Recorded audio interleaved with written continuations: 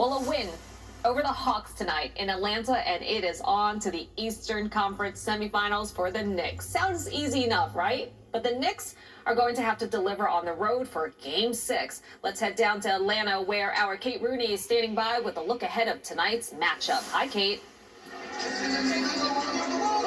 Hey, Shirley. Yeah, it is actually far from easy, and you touched on the biggest question of this series. Which version of the Knicks are we going to get tonight here in Game 6? It's been a real roller coaster ride so far for the fans who've closely been following this first round of the postseason so far.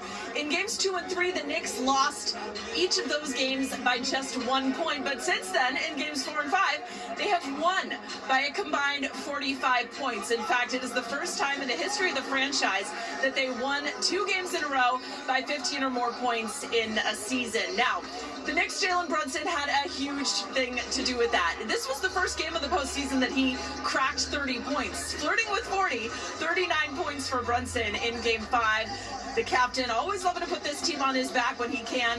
And after Game 5, he talked about the keys to tonight's Game 6.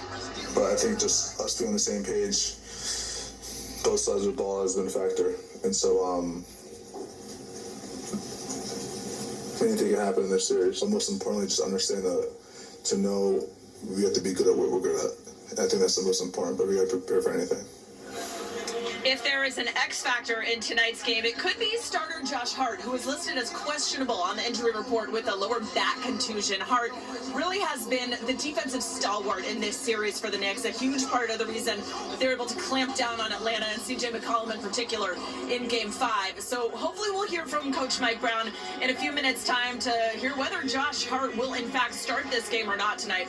And of course, we'll be back with that news in the 6 o'clock hour. I'll send it back to you for now, Shirley, but we are at State Farm Arena in Atlanta. Kate Rooney, Pix 11 Sports. Sounds good, Kate. We'll check in with you shortly.